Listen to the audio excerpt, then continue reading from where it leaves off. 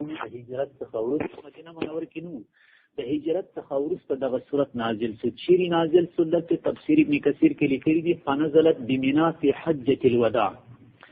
د نبی کریم صلی الله علیه وسلم آخری حج وو او دغه رقم تر دغه حج وروسته تقریبا 80 شپې یا 50 شپې د مبارک ژوندی وو چې سورت بقره نازله شول.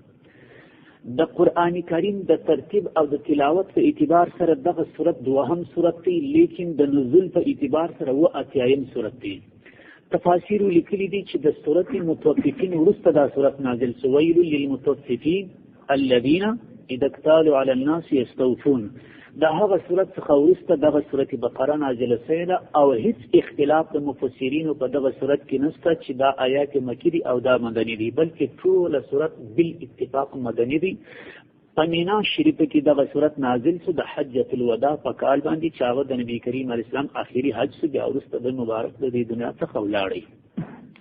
الرابع لاندې اول وار به دغه صورت پر برابر یعنی د فضیلت پر برابر به یو دوه یا درې حدیث مختصر وای چې دغه صورت کم مقام او کم مرتبه د احادیث پر وړاندې کې لري.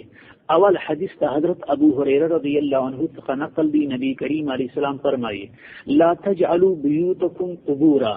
ای زما امت ته د دې خپل کورو څخه قبرونه او هدیرې مه جوړوي. په هدیرې کې څنګه سړه سناوي؟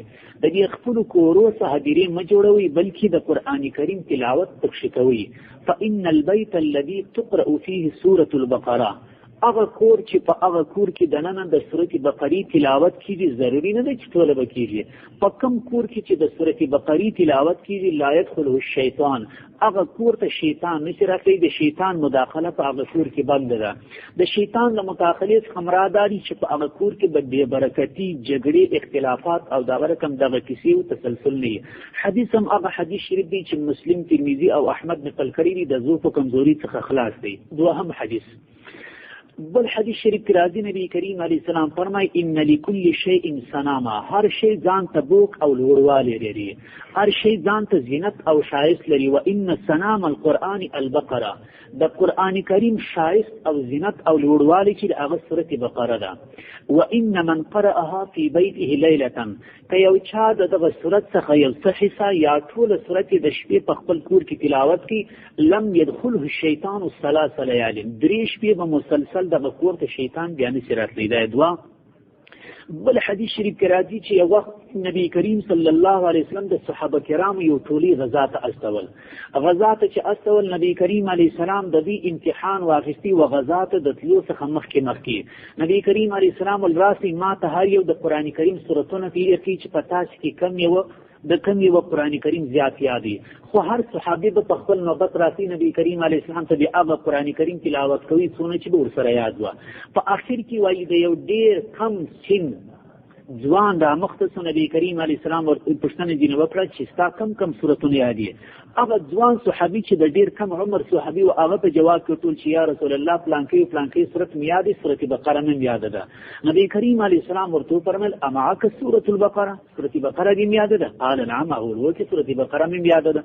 نبی کریم علیه السلام چې امتحان ځینې واخیستین او قال ورته یې فرمایل اذهب فانت امیرهم، ځه کڅنسته او مرګ شته او لردین او پروانه کې دغه سورت بقره د فضیلت په خاطر ته د دې امیر دی بستا مامورین بس د دې امیر او د لشکر مشر ځولارته دا صرف په فضیلت دغه سورت.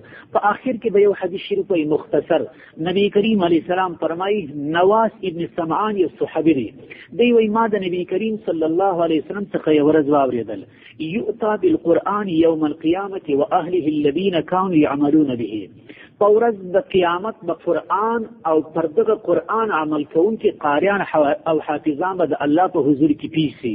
تقدمهم سورة البقرة و آل عمران، دغه حافظان او قاریان چې د الله حضور ته راځي سوال او جواب ته یا د برکم د الله نږدېکت ملاقات ته، نو په داسې صورت کې به د سورة بقره او سورة آل عمران تر دوی مخکې را رواني او دوی به په تفصیل ډېر مبارک صورت دی د حضرت عمر رضی الله عنه پر برابر باندې راځي چې د په 12 کاله د سورۃ بقره تفسیر وکي او په 12 کاله د سورۃ ختم کړي. وای کله چې د سورۃ په تفسیر او ترجمه سره ختم کړي ورسته حضرت عمر صبر ولار ته او شی حلال کړي او شان حلال کړ او دا غره کې یو لوی خیرات یو کی په دغه خاطر باندې چې ما د سورۃ بقره تلاوت او تفسیر او دا غره کوم معنی ذکرل او په یاد نکړل. راضی و ترجمه تا الف لام میم دام یو عجیبه الفاظ دي په قران کریم کې موجود دي. په دغه ځای کې تفصیل وای نور ځای نه بیا شای چې مستاسي دغه حروف تفصیل ورمای داوسی تیر سو. الف لام میم سدي علماء لیکلي دي چې الف لام میم دغه حروف ته د تفسیر په اصطلاح کې مقطعات او متشابهات حروف وای. مقطعات ځکه ورته وای چې یو ټوټه ول کېږي الف لام میم. متشابهات ځکه ورته وای چې دا د الله پاک جل شانه راز دی چې په قران کریم کې موجود دی، مخلوق د دې په معنا نه دی خبر. ابو بکر صدیق رضی الله عنه فرمایي چې وان فی کل کتاب سر، چې هر هغه آسمانی کتابونه چې د الله له طرفه پر خپل انبیاء باندې نازل شوي دي، په هر آسمانی کتاب کې د الله یو راز وي. وسر الله فی القرآن اوائل السور، د الله راز په قرآن کریم کې دغه حرفونه دي چې الف لام میم حامیم یاسین قاف نون دغه الفاظ دي. دا صرف او صرف د دې معلومات الله تسته، د دې علم الله تسته، بنده نه پیغمبر او دغه رقم د پیغمبر څخه ماسي او چې نور مخلوقات په دې نه خبر ده. ورای ده دوهم رای دغه حروف پر برابر یا تفسیر دادی چې دا د الله او د رسول په مابین کې یو رمز او دغه رقم یو کنایه او پکې اشاره دي. د الله او د رسول څخه ما سوا نور مخلوقات په دغه حروف باندې نه پیږي. تفسیر مظهری کې تقریبا نه اقوال راوړي دي په تفسیر نه درکوم دا چابک باندې راځم چې هغه مختصر ما ستاسو تر ول او دغه رقم تیر سي. کله نا کله چې تاسو دغه حروف تفسیر واوري نو بیا به در پیاجي چې دغه یو ځای ولا موږ ویلي دي. یو تفسیر دغه حروف پر برابر دادي چې دغه حروف چې د سورتو په شروع کې راځي چې مختصر مقطعات او متشابهات وو دا د سورتونو معنی. مثلا الف لام میم چې دا د سورۃ بقره نوم دی، یاسین چې هغه د یاسین نوم دی. بل قول دادي مفسرینو چې دغه حروف زوائد دي اطمینان نه لري، بس مقصد یې دادي چې دغه حروف پر دغه دلالت کوي چې دا یو سورۃ ختم سو بل چې شروع سو لکه بسم الله شوا. دریم قول دادي چې دا حروف مخففات دي، د دې مفصل حروف ځان ته دي. مثلا الف لام میم چې دا مخفف دي د درې اسمو، الف دلالت پر الله باندې کوي، لام دلالت پر لطیف باندې کوي، میم دلالت پر مجید باندې کوي. نو دا مخففات دي، هغه مفصل حروف چې هغه نشته. څلورم قول داري چې دغه الف لام میم یاسین دغه حروف چې دا د تیرو قومو او عمرو اشاره ده، د ابجد حساب ورته یا د جمل دا په هغه حساب سره د هغه قومو او عمرو اشاره ده. دا څلورم قول مختصر باندې راځم. امام بیضاوی رحمت الله علیه فرمایي چې دا قسمونه دي چې الله پاک جل شانه په قران کریم کې قسمونه اخیستي چې زماري په دغه حروف سره قسم دي چې دا قران حق دی او دا غرقم د حق کلام دی. شپږم قولداري چې دا د الله او د رسول په مابین کې یو راز نیاز دي، بنده په دې باندې نه کوي. اوم قولداري چې په دې باندې صرف او صرف الله خبر دی، مخلوقات ته هیڅ علم پر دغه برابر باندې نشته. اتم قولداري چې دا د الله نه ماندي الف لام میم یا دا غرقم په یو حدیث شریف کې راځي حضرت علی سبیدا چې دعا کول یا کاف ها یا عین صاد اغفر لي. نو دا الف لام میم یاسین قاف نون چې دا د الله د نومانو څخه په اصطلاح یو نوم دی. او نه هم قولداري چې دغه الف لام میم کاف ها یا عین صاد دا د قران کریم د نومانو څخه شمیرل کیږي او لکه څنګه چې قران کریم نور نومان ځان ته لري دا هم د قران کریم په نومانو کې شامل دي. دغه نه اقوال په تفصیل سره په تفسیر مظهری کې راوړي دي، بهر دغه تفصیل کافي دی. بس دا ذالک الکتاب لا ریب فیه، الله وی ذالک الکتاب دغه کتاب چې دغه پیغمبر یوای او مشرکین درواغ بولي. ذالک الکتاب دغه قران کریم چې ستاسو مخ ته پروتي، الله وی دا کتاب دی کامل مکمل، لا نستریب شک او شبه فيه په دغه کتاب کې. دا چې شک او شبه نسته په چې العیاذ بالله دا دی بنده جوړ کړی د الله له طرفه دی نه راغلی. هدن دغه کتاب هدایت دی للمتقین، د پرهیزګارانو د لپاره دغه کتاب سری هدایت دی. یا للمتقین د هغه کسانو د لپاره دا کتاب هدایت دی چې هغه د الله څخه ډیریږي. عبد الله ابن عباس رضی الله عنهما فرمایي چې متقین هغه کسان دي چې د شرک څخه ځان ساتي او د الله اطاعت کوي، به متقین. امام حسن بصری رحمت الله علیه فرمایي چې د حرام څخه ځان وساتي او اوامر پر ځای کې بس هغه تسری متقی دی. بهر حال قرآن کریم هدایت دی للمتقین، د پرهیزګارانو د پاره او د متقیانو د پاره. پرهیزګاران او متقیان څوک دي؟ په یو حدیث شریف کې راځي نبی کریم صلی الله علیه وسلم فرمایي چې بنده تر هغه وخت د تقوا درجې ته نه رسیدي تر څو وخت چې دی په روا شانو کې احتیاط ونه کړي، په دغه خاطر چې دا روا ما په ناروا کې ونه شي.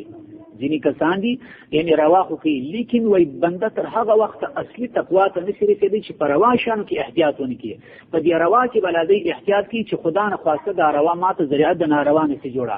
مثلا ماخصن د سی وسام مثال دی، ماخصن پر سرخان باندې کې نشي د الله نعمتونه قسمه قسم موجود دي. په کاردار چې به 15 ګولې ډوډۍ وکړي هغه درمیانه ډوډۍ، لیکن به ورته شي نشي دونه ډوډۍ وکړي چې پر میګیم وسو پر دم وسو اخر ته دا چې دې سو چې سهار لمر دی راويشي. نو ګوري هغه خوراک چې روا دي، ډیر خوراک روا دي مشکل نشته، لیکن الته ذریعہ د ناروا جوړ شنو، نو ذریعہ د څه د ناروا جوړ شو. نو تقوا ته انسان تر هغه وخت نه سوي چې پر روا شانو کې احتیاطونه کې ناروا بل څه کوي. راځي الذين واسم متقين ما درتول چې د درې تفسیر یې تستراله، لیکن اصلي تفسیر خپل الله پاک په قران کې کړی دی. راځي الذين متقين او پرهیزګاران هغه خلک دي یؤمنون چې ایمان او باور لري بالغیب پر پټو باندې. غیب څه ته وایي؟ تفسیر کابلی کې لیکلي دی وایي غیب وای هر هغه شی چې د انسان د عقل او حواس څخه پټ وي هغه ته غیب وایي. مثلا قیامت دی، دوزخ دی، جنت دی، حساب او کتاب دی، الله دی، رسول دی، دا ګرځ مو د عقل د حواس څخه پټ وي. نو کوم کسان چې پر دغه پټ شان باندې ایمان لري دغه ته متقین. الذين متقین هغه کسان دي یؤمنون چې ایمان لري بالغیب پر پټ شان باندې چې هغه قیامت دی، دوزخ دی وغیرہ. ويقيمون السمسم دروي الصلاه المنز. سم درولو مطلب اداري چې لمونځ پر هغه طریقه باندې ادا کوي چې په ارکان او شرایط سره په ظاهري صفات سره لمونځ کامل، مثلا سنتونه پکشي، آداب پکشي، په باطني صفات سره د لمونځ کامل مکمل وي. مثلا پر مانګو چې ولاړ دي په ډیر عاجزي او په ډیر مات الله تعالی ولاړ دي. ومما او د ځینې هغه مالو څخه رزقنا چې موږ ورکړي دي هم دوی ته ينفقون خرڅوي. د الله په لار کې مال او دولت او پیسې خرڅي، یا د خیرات په شکل کې یا د زکات په شکل کې یا په خپل دنیا سره د الله د دین خدمت کوي. دغه کسانو ته سوای متقین وایي. دا چې ګوري درې صفاتونه رااله د متقینو: پر غیب ایمان او المنز قائمول او هغه مال او دولت چې موږ ورکړي دي د هغه څخه خرڅول. علماء لیکلي دي چې د ټول عبادت او اصل درې شان دي. ځینې امور هغه دي چې پر زړه پورې تعلق لري، مثلا عقیده، دغه عقیده بلري چې الله یو دی، نبی کریم علیه السلام د الله پیغمبر دی، قیامت حق دی، دوزخ حق دی، جنت حق دی، حساب او کتاب حق دی، پر دغه شان باندې. نو دا هغه امور دي چې د زړه سره تعلق لري چې موږ تاسو عقیده بولو. او ځینې امور هغه دي چې د انسان تر بدن پورې تعلق لري چې موږ تاسو بدني عبادت بولو، روزه ده، المنځ دی وغیرہ وغیرہ. او ځینې شان دي هغه دي چې تر دنیا او د ورکم تر مال پورې تعلق لري، مثلا زکات، خیرات د الله په لار کې. نو د ټول عبادت او اصل د درې شان دي، د درې سره الله د قرآن کریم په آیات کی ذکر کړی دی. شام مختصر دی. والذین او داغره کم متقیان هغه کسان دي یؤمنون چې ایمان لري بما پر هغه کتاب باندې انزل چې نازل کړی شوی دی الیک ترتا پر یعنی قرآن کریم. وما او پر هغه کتابو باندې هم ایمان لري انزل چې نازل کړی شوی دی من قبل کلمه ترتا چې تورات، انجیل، زبور او هغه صحیفه چې پر تیرو انبیا راغلي دي. دغه متقین وایي. وبالآخرة او داغره کم متقیان هغه کسان دي وبالآخرة چې پر ورځ د قیامت باندې هم دي یقینون یقین او باور لري. ځینې مفسرین فرمایي چې د والذین یؤمنون بما انزل الیک صحابه مسلمانان مرادي چې مخکې یهود او نصارا او بیا ایمان راوړي، او د الذین یؤمنون بالغیب یقیمون الصلاة مراد هغه مسلمانان دي چې مخکې کفار او مشرکین او بیا په ایمان سره تسل مشرف اسول. بهر حال خدغه صفاتونه چې پچا کې موجودي الله څور کوي دغه انعام دی. اولئک دغه استایل سوي کسان چې تاسو ته وستیر سول علی هدن، دغه کسان پر هدایت او سنلاری باندې دي من ربهم د خپل رب له طرف څخه، دا خدای دنیا انعام سو. و اولئک پدغه صفاتو سره استایل سوي کسان چې هم دي المفلحون، خپل مراد او مطلب ته رسیدلی به وي په ورځ د قیامت، یعنی هغه جنت به الله ورکړي. دغه رکوع به ختم کوو دی آیات پاتې. ان الذين كفروا سواء عليهم په دغه را روان آیات کې الله پاک جل شانه هغه مشرکین او کفار ذکر کړی دي چې د هغو په باره کې الله فیصله کړې ده چې نور دغه مشرکین او کفار ایمان نه راوړي. مثلا ابو جهل داسې کافر و چې تر پایه پر ایمان را نه وي، ابو لهب داسې کافر و چې تر پایه ایمان را نه وي، نضر بن حارث وغیره. نو ځینې کفار او مشرکین داسې و چې الله پاک جل شانه نبی کریم علیه السلام ته په ګوته کړي چې دا ځینې کفار او مشرکین داسې دي چې دا ایمان نه راوړي. او ځینې روایتو کې راځي چې نبی کریم علیه السلام به ډېر غم او افسوس کوي چې یا الله کاش کې دغه غټ غټ کافران د مسلمانان سی وي. الله پاک جل شانه دې خبردار کړي چې دغه یو څو کفار پر برابر باندې بس لیکنه سوي چې دا مسلمانان کیږي نه ته دعوت تبلیغ ورته وکړي کې نه ورته وکړي. دا مطلب د آیات نه دی چې کافر ته دعوت وکړي کې ونه کې ایمان راوړي. وګورئ څونه کافران بیا وروسته مسلمانان شول او څونه به تر قیامت پورې مسلمانان سي. ان دې شک الذين هذا کسان کفروا چې کافران سي دي، مثلا ابو جهل، ابو لهب یا ځینې نور داسې کافران، سواء برابر د علیهم پر دوی باندې انذرت کچيري ته وبېروي هم دی ام لم تنذر یا ته ونه بیروي هم دي که دعوت و تبلیغ ورته وکړي او کې ورته ونه کړي لا یؤمنون ایمان راوړي. لیکن دا قید ورسره دي چې ځینې کفار هر کافر داسې نه دي بلکې دا مسلسل دعوت و تبلیغ شروع دي څونه ډېر کافران مسلمانانېږي. ولې دغه ځینې کفار ولې نه مسلمانانېږي لکه ابو جهل، ابو لهب؟ وجه دا ده ختمه مهر وهلی دي الله خدای علی قلوب قرزوهم دي. د مهر مطلب دا دی چې الله د دې پر زړه مهر وهلی دي، یعنی په حق باندې نه پوهېږي، په دې خپل ذکر د حق خیالات نه راولي. وعلى سمعهم دا ورکم الله مهر وهلی دي پر غوږو د دې چې په دې خپل غوږو سره د حق او اورېدو ته تیار نه دي. وعلى ابصارهم الله وی پر سترګو د دوی چې غشاوتن پر دي په دې خپل سترګو سره حق لار نه ویلي. ولهم استد داسې کسانو لپاره عذاب عظیم ډیر لوی عذاب چې د قیامت عذاب دی. پس